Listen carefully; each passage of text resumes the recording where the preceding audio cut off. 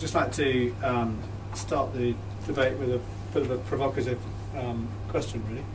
There's a really interesting article in Forbes today, which asks the question, with the gig economy, is it all hype and is the bubble about to burst?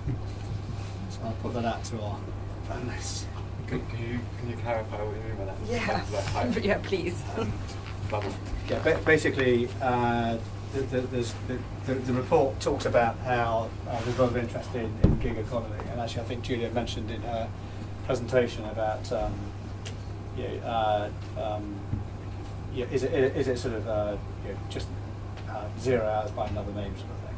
So is there a lot of interest in the gig economy? Are there lots of organisations now sort of piling loads of investment and everything into it? And if you get too much investment and interest, it sort of overloads the whole sort of topic of the gig economy, and typically people then come into it, therefore it brings down the value of the whole sort of setup of it. So are we likely to see something that actually lots of people move into the sort of gig economy type working, but there's a huge demand of people there, companies don't really dip into it as much as what was expected, and then we end up with this sort of issues around legal challenges from people who are sort of part-time gig workers, if you like, suing companies because they don't get the same rights as full-time employees and that sort of stuff. So are we about to see it? Is that bubble going to burst, or is it going to thrive? So I think throughout history, jobs have come and jobs have gone. And then the people who come up with new types of, we have great new types of infrastructure, and the digital infrastructure. For instance, internet is just one of them. We haven't seen all of the digital infrastructure. There will be new types of work, types of infrastructure that come forward. I wouldn't be too concerned about how things will work. yeah, I think it's a good point. And I think it's like when motor cars were invented, and the whole sort of what are we going to do with horses and all that sort of stuff, and actually it's going to kill traditional jobs, and actually then it brings about lots of other things, mechanics to fix cars and all that sort of thing. And but if you're a horse, your job's exactly. If you're a horse, you're doing yeah. So you don't want to be a horse. The difference between now and history was we invented a form of intelligent in some form being who has the potential to be more intelligent than us. In the same way, we have the potential to be more intelligent than the rest of the animal kingdom. So that's the difference between now and the past. Yeah, I haven't done a lot of work around that area, but I've met some guys who have a guy called David Wood, actually. You heard of David Wood? Yeah, runs what's the name of the organisation? It's London Futurists. He runs. Yeah. And they talk a lot about AI and how that sort of. I think there's like an immediate AI, which is what's happening over the next 10 years. Artificial general intelligence. Yeah, and there's general, or there's general artificial intelligence at all. Yeah. And I think longer term, sort of 40, 50 years, is what you're talking about. The scary stuff, isn't it? We had Bill Gates on the screen, and he said we tend to overestimate what we can do in 2 years, but we tend to massively underestimate what will happen in 10 years. So it's really hard to say when it'll happen. It is. Coming from a more corporate background, what I see building more in the last few years is internships, apprenticeships, graduate programs, and those corporates are building those very purposefully to attract people in. And then what seems to be happening from there is those are very ambitious people. They come in, they then hit a ceiling very quickly, and then you need redundancies to take out senior managers to give places for graduates to go. And I think the UK in particular is very much in that cycle at a corporate level. You need the apprenticeships, you want the graduate programs, but then you're not quite sure what to do with that upper end. And so I think to me, that's more prevalent than actually the gig economy in bigger corporates. What about, just to throw something else out there, but the whole sort of generational, millennial, watch their parents going into work, sitting at a desk and saying, "How you doing that? You did it. My kids say it to me all the time. I'm not going to do a job like you do. That's really boring. I can't believe you get up and do that every day. I hear it every day. But they 12-year-old and 13-year-old. They don't get the rewards that we did. I mean, you know, my first job, which was not a hugely well-paid job, I could afford to buy a flat in London. Yeah. You know, in a grotty part of London, a small flat. Now that flat is worth £500,000. Nobody in the first job is earning enough to sustain a mortgage of £500,000. And so I think some of the disengagement of that generation is just, why should I? Is that right? What about at a local level? I totally appreciate that that's right in London, and I don't know the answer to this, but absolutely in London. But isn't this a phenomenon that we're seeing globally because we're all so interlinked anyway? So is it an economic factor? The housing, if you look at housing markets in major urban centres and suburban centres, London is an outlier, but not very much. Right, okay. So then will technology eventually enable people to live outside and all that? Because I think you live in Paris, don't you? Yeah, I do. I live in Paris and I work here. Do your employees tend to, they're here as well? They're mostly here. Yeah, I mean we have a mix, and I think it brings its own challenges and some really nice opportunities. And there are ways that I can't remember, somebody said actually, for certain types of work and certain levels of work, remote work or part-time work works extremely well. For building careers, it's a bit harder, actually. And also building like really big projects or really ambitious projects, that requires sustained effort and relationships and trust. You mentioned it earlier. Like building something of a certain group just requires that, and there's all this debate. It talks about technology and how, but it doesn't. Sometimes we forget about these fundamental issues. This one-to-one thing that trust. The human element of it. Yeah, the human element of it all. There's also, we also guilty of talking about all the sexy sort of jobs and tech and all that sort of stuff, but the reality is we do need plumbers and we need tradespeople and we need all that sort of stuff as well in the future to maintain everything else that goes on. But something that's happened in parallel. Do we? Of course we do. Do you not think we do? Well, you don't think that can be automated? Or plumber? Yeah. Or yeah. Not for British plumbing. I'm not yet, but I'm saying that that would have been turning up on in time. 10 years that can definitely be automated. I see that as not difficult to be automated. I don't think you can have all sort of trades that are going to be fully automated. No, I think the trades that are going to be hardest to automate will be the like we're lucky, I think, in this country, like the services, things that are not actual manufacturing or things that involve design and things that are actually involve human subjective personal decisions. For example, where to invest your money, or where do we want to take direction, or whatever. But in terms of fixing problems and fixing things that is something which that is likely to be automated. I take the completely opposite view on that. Oh, really? Okay. Because I think that where you invest your money, if you take it that most advisors work on past, then that's something easy. Well, looking, this is what happened in the past. Then but I'm talking about that as at a governmental level. If you think about it in terms of we should have a public mandate to our government in saying where we want them to invest our money, right? And in essence, we should be able to do that with banks or with venture capital or whatever. If I've got a leak coming out of a pipe coming through my ceiling. Yes. Then you call a drone, and it will come and identify exactly where the leak is, patch it up with exactly the right substance, and then see you'll pay. I'm not there. I had a leak on Christmas Eve this year. Something coming straight out of the bottom of my sink. I don't think a drone was going to get anywhere near it. Oh yeah, that's it. They will eventually. They will. Well, they can be tiny if you think about the microsurgery. I think the size of a fly. it's the human element, that's where the real, in my personal opinion, that's where the real thing comes into it. Okay. Any other thoughts on that? The interesting thing that I found in talking about employment prospects for my children, that they're kind of 12 and 13, is there seems to be this real lack of interest in actually doing anything with your hands, creating things. We've talked with lots and lots of children in school, and I guess if you think around this, you know, in this room, who in this room actually physically makes something?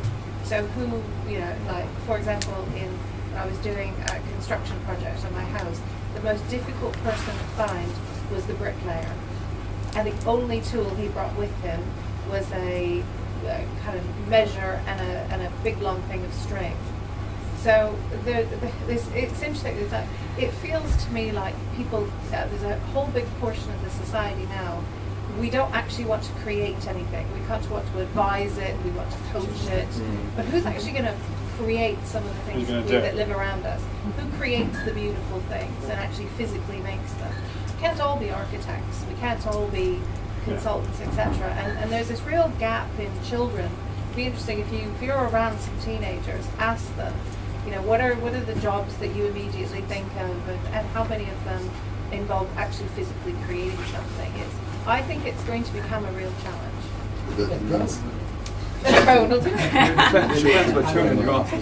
Yeah, do organisations need to work more closely with children from Western Europe, for example, because there's an interesting meme on the internet where it shows a number of workmen around the ditch, and it's the planner, the architect, the foreman, all these sort of people, and then there's one person with a shovel and say the Polish person, and then it's sort of like the idea is that people are coming. I mean, it's Polish there, but someone's coming from Eastern Europe. They're still willing to, and they have the skills to do work, and like people are advising.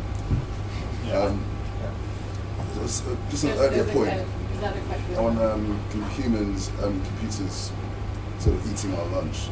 I would recommend watching a very short YouTube video called by CGP Grey called Humans Need Multiply. If you haven't seen that, it's an amazing video, very funny, and it talks to this point directly. And just to finish on that, I'd say that also applies to digital goods, because we have this myth that young people are like building digital stuff left and right, and there's not as many digital creators as like the press has agreed. So you don't see the myth of the millennial coder. Every like 18-year-old now knows how to code. It's not like that. Not at all. But they know how to create content. There's Instagram, Snapchat, and so on. They know how to tell stories. So that's a lower form of creation. Creating stories and so on. And it's very valuable in marketing, etc. But there's no content. Well, it's no content that maybe there is content that we don't understand. But at that level, they're able to get audiences, they're able to get fans, and so that's marketing. It's all but also I think that's the younger generation as well. I've got a 10-year-old boy. Let's throw one back in though. The young presentation by a group of 20-something guys who set up a business, and their business, you would have thought would have been something about the internet, something about web, something about building an app, something about bots or various other things. But actually what they've done is they set up a business, a handwriting business. It's handwriting envelopes and handwriting letters. Because no one receives any handwritten mail anymore, they've gone out to enterprises, to businesses and said, what about if we handwrite letters for you as a marketing tool? Because we never received this. Yeah. And big B2C companies are all over this now, because it's flipped all the way back. Yeah, so everything's going full circle. Yeah, and it's just taken it all the way back. And these are young 20-somethings. Yeah. I know it can't get you shovel or anything. But it sounds like the movie Her. But it's fantastic. These guys, they were standing there, they had this name of this company, it's called something like Force or something else. Yeah. And you thought, what's coming now? And they said, well, we've just gone back to how it's simplicity. Yeah, keeping it simple with white lines. I think we've got a question down the back here as well.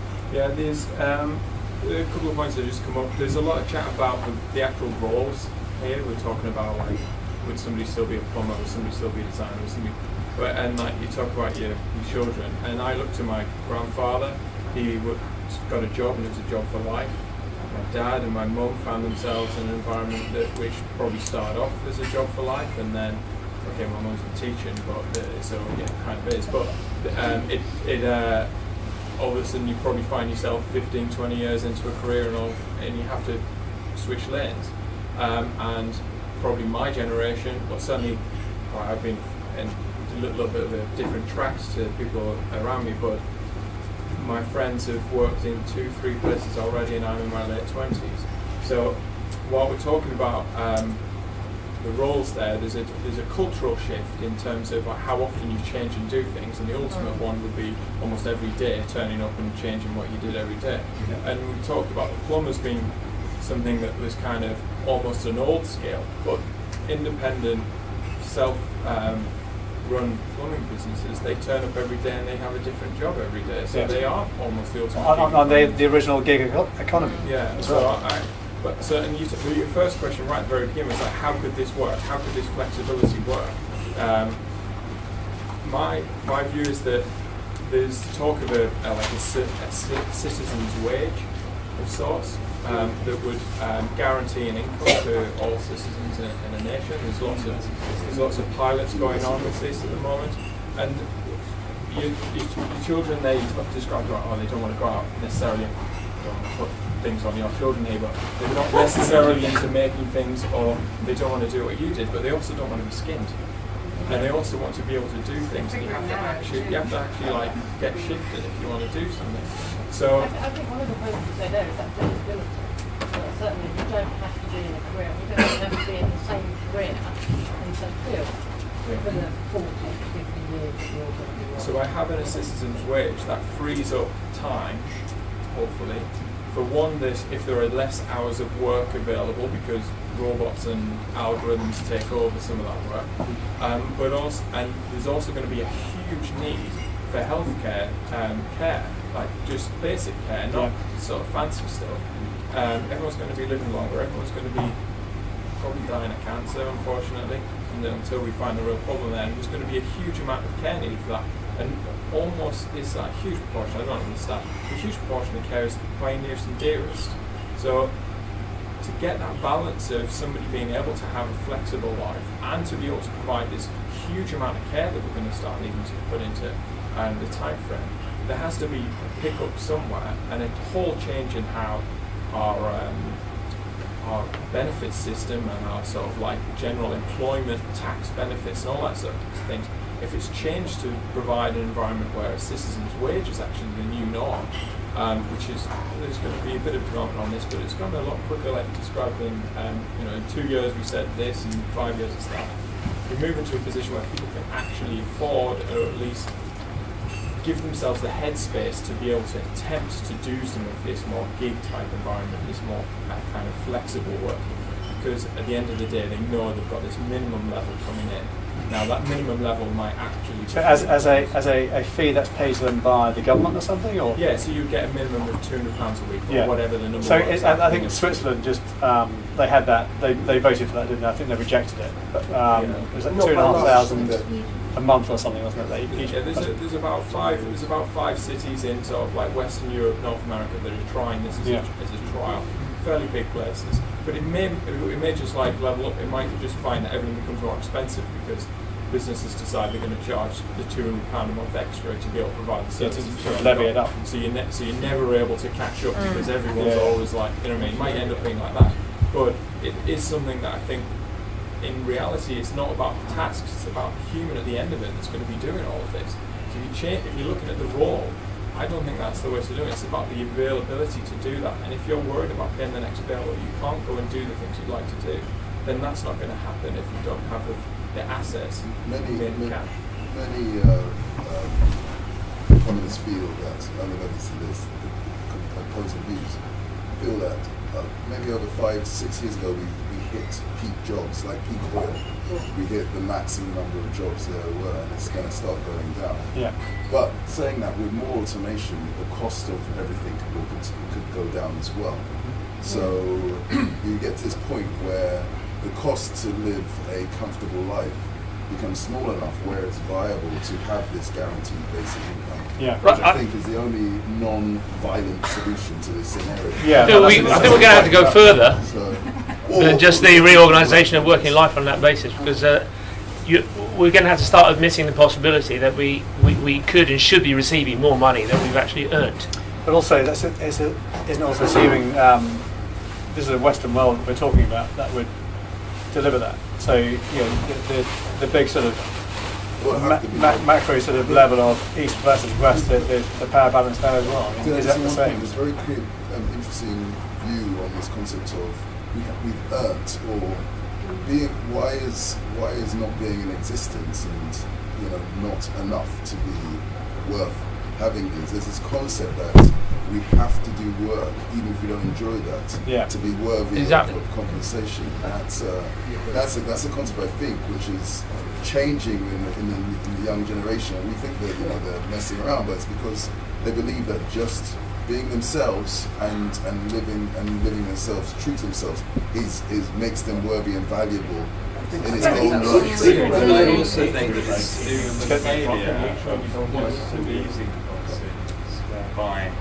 there's now that model of economic redistribution, trickle-down economics, if you will, has shown to manifestly fail as the Western economies have not jump-started, although has been printed, siphoned off to banks left, right and centre. So you've got something like Corbyn's equals quantitative easing, and that's a form of UBI. So that's the sort of trade, and I think the background, the failure of the other sort of top-down quantitative easing, perhaps led us to this sort of thing. And it's also a failure of, if you look at the past, 15, 20 years, when work has been very much defined as not you have a job and you work, but you have tasks to do, and we pay you basically per task, per hour. The whole gig economy. And you look at productivity, and global productivity growth is basically zero now. In the UK, we're 18 percentage points below the EU average. It's really interesting that at a time when we've tried to get scientific about work, and because of the task related. But the task related, that's been accompanied by a complete crash in actual productivity and actual value delivered per hour of work. And I'm wondering whether that's... You think there's a link between that? Well, I find it really interesting these two things have happened at the same time, and I'm not sure what the other explanation is. If it's not. There has anyone written about it in terms of a link? Yes, there are some people at the World Economic Forum who've talked about it a bit. That's mostly, there are a few things. Was there going to be a panel discussion? We are deciding. You're the panel. It's more an open discussion. I think is obviously a lot of smart people in the room. It's good to get people's views and to share all those sort of things. So. Is there a piece here on the technologies that are enabling this change? Talk about the technologies, and that's kind of why I came here, is to learn more about the technologies which are enabling this shift in patterns of life. Platforms like Upwork and Freelance and those websites, they certainly help a lot. I find that they're too generalist in some ways. Like they don't put the right people in touch with the right supplier, the good side of the supplier and the good side of the man. There's still a problem finding the people who have the skills. I was looking for someone part-time, potentially help us with compliance at one point, and struggling to work out how to find it, so I will be talking to but there are quite Can I just add, it's hard. Because I have compliance skills and risk management skills, right? And I've been approached to do a part-time role to do that for a couple of months, but I'm not allowed to do that because of my current contract. You can't do it at the same time. Well, that's your contract. Yeah. Is there a general thing with compliance? No, it happens a lot. People have one contract who stipulates you can't do something else. So you might do 3 days a week, but if you want to do an extra day, you can't do it. What kind of technologies were you interested in? What kind of technologies were you interested in hearing about? Yeah, that's a Well, that's an interesting point in terms of from a legal perspective. When do you become when do you become like as a freelancer? Like when do you become where's the line between becoming essentially incorporating yourself as a company and then using that for certain benefits, or actually being a freelancer? For example, a lot of you call the building trade as the gig economy. But a lot of people would just simply incorporate themselves and then use that in order to save themselves money, but use a company as themselves. So whereas Uber is facing right now. Exactly. Where's the line between a freelancer and someone who's a contract? I'm not a lawyer, so I don't know where the lines really are. But like, where how does the company deal with that? Basically, it's HMRC that draws a line for you. I mean, if you fall on the wrong side of a threshold that they determine, and you're an employee. But if they're based outside the UK, then then you could have an argument. But that's the point. That's kind of actually what like the gig economy. The reason for it, in essence, is to exploit this, like in some respects. So it's essentially like that if you imagine some of the slums in India or whatever, the way that we get the jobs done, it's a similar sort of way of doing that, but with more regulation, like or different ways of doing it. So well, actually, I think that's to the technology point. I think there are a number of businesses springing up around supporting that gig economy. So you have things like Zenefits, you have Zendesk, you have Juno. Yeah, and you have obviously lots of project management tools that allow people to work independently. So is it level 37 Signals that had the various different project management tools.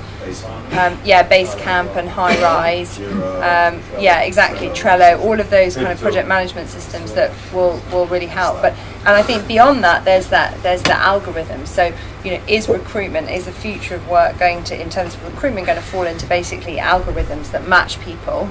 And then on the other side, and there's a friend of mine's on a board of a business called Route One, which is essentially allowing lawyers to connect and be matched to jobs based on their CVs and their algorithms internally, and that's beyond my brain capacity. But I think you had something about the technology. Yeah, exactly. That's what I was trying to get to. We never finished. Well, that's what.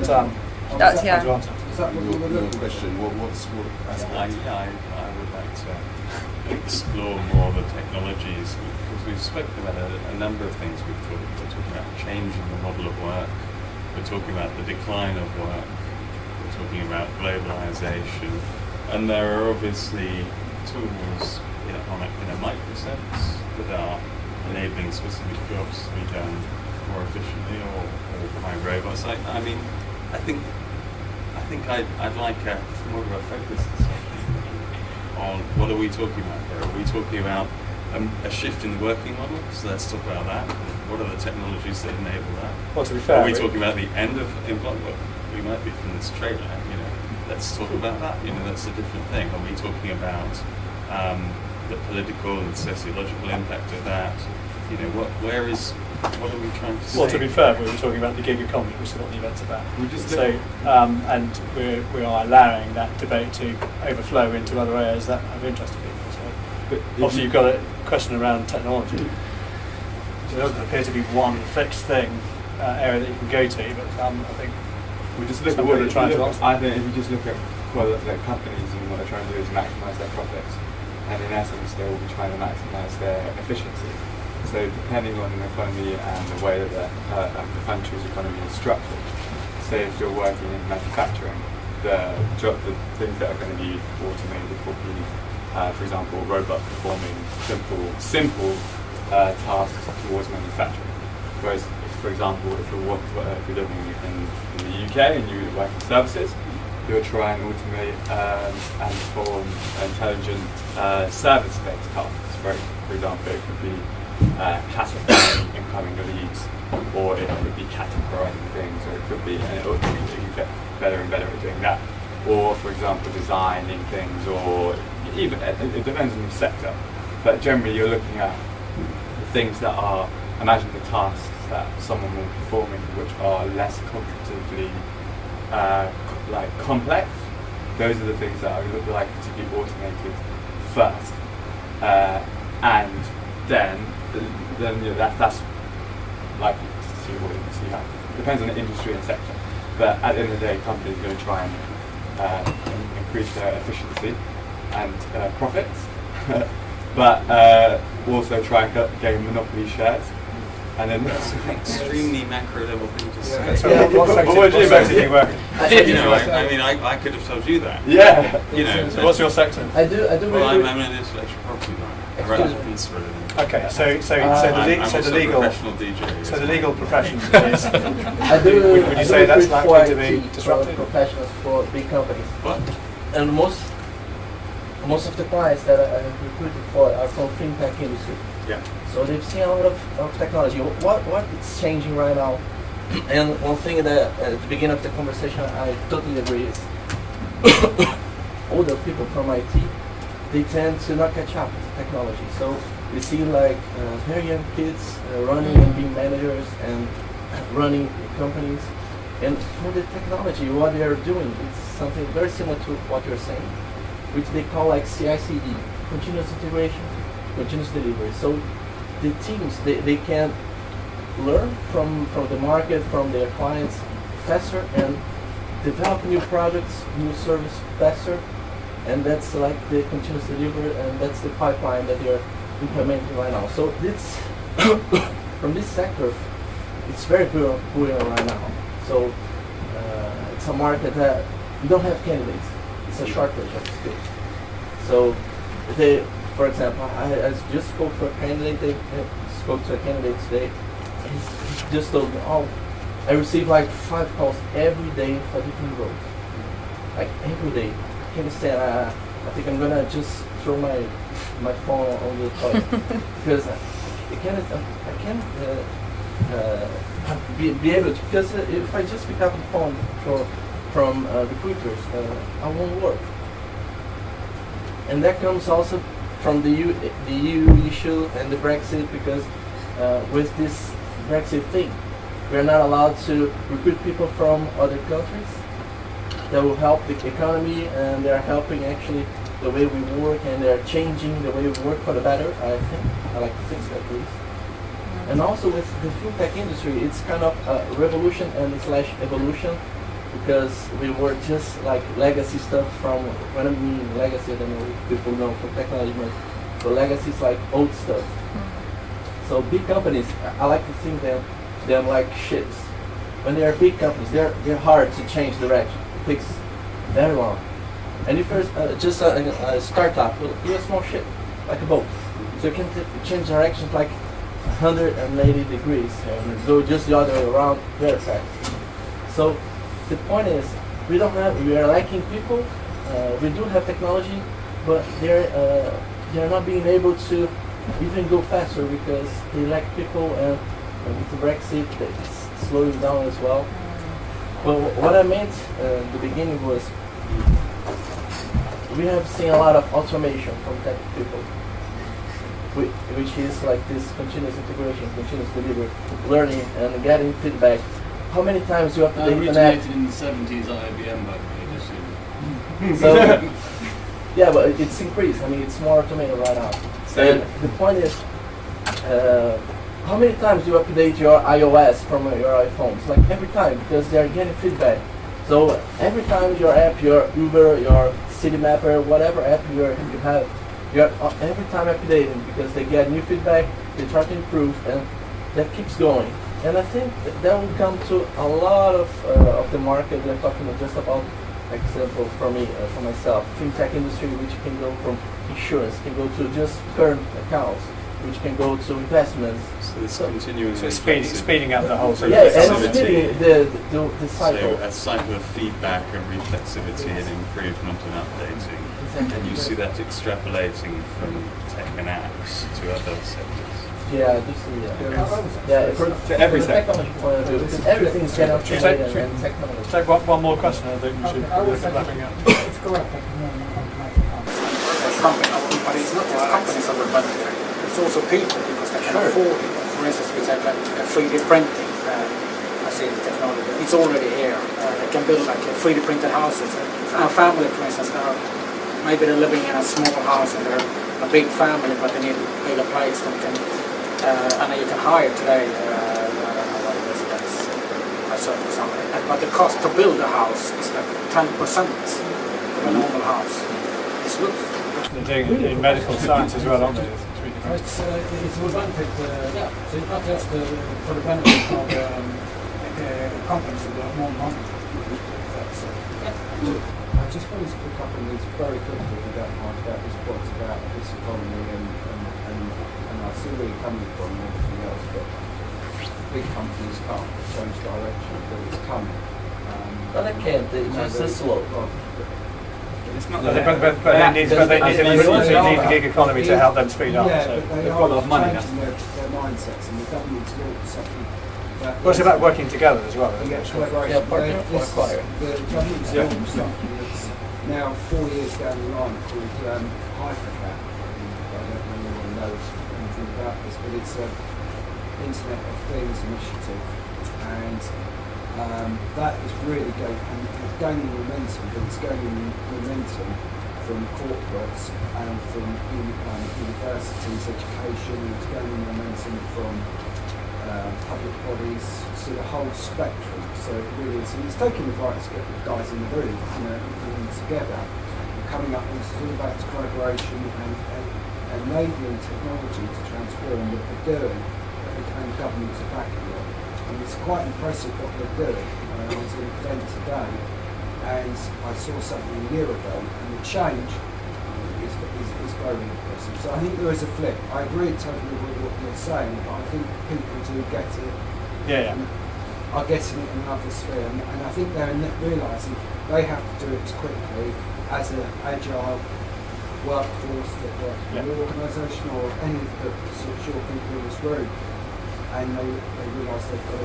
Yeah, and I think that's a really good point. And I think as well, we all work in different industries, I presume, in this room, and you only got to look back at your own industry. Look back 10 years, how is it behaving compared to how it is now, but also look back 5 years, look back 1 year. And keep sort of looking back every now and then just so you can gauge the speed of change within your own sector. They're all going to be different. We're not going to have all the answers obviously here tonight, but no, it's a really good point about being able to measure that speed of change and being agile, but also it's about large organisations accepting that actually they need that agility, and that's where that's orange one. I want to add one thing, because I've worked for various large organisations. I have trading, for example. I worked with IBM. Yeah. They came up with CI way before it was a thing. They came up with DevOps before it was a thing. HP are already doing it, and have been doing it for 10 years in enterprise. I work with smaller businesses now, but a lot of people kid themselves a lot and say these things about, well, the big enterprise doesn't actually follow, doesn't do these things. Oh, it does. That is not true. IBM have literally got the most advanced computer in the world called Watson, which has been, since its inception, the most advanced DevOps/CI/artificial intelligence that exists. So, as much as I'm saying, I'm not saying that we shouldn't keep going the way we're going, and it's really good that we're innovating at our level, but they also are. Yeah, I don't think anyone's saying that they're not innovating. You can't just put a lot of people. Was that IBM or was it the US academic institutions? Yeah, a lot of DevOps meetings. I hear people say, "Oh, well, the big corporations, like we're way ahead of them." No, we can't. No, I don't think that. We need to know our enemy. We're not saying, but it's not an enemy, is it? It's not an enemy. The big companies who need. Yeah, but this is technology, obviously. The human change is the worst. Yeah, no, I agree with that. But I've heard a lot of people talk about the technology bit, so I just want to add that. Okay. Getting the hierarchy within a large organisation is quite an issue. Yeah. Okay. I'm noticing some people are leaving as well, so I'd just like to use the opportunity to thank our panelists, and thank you all for coming.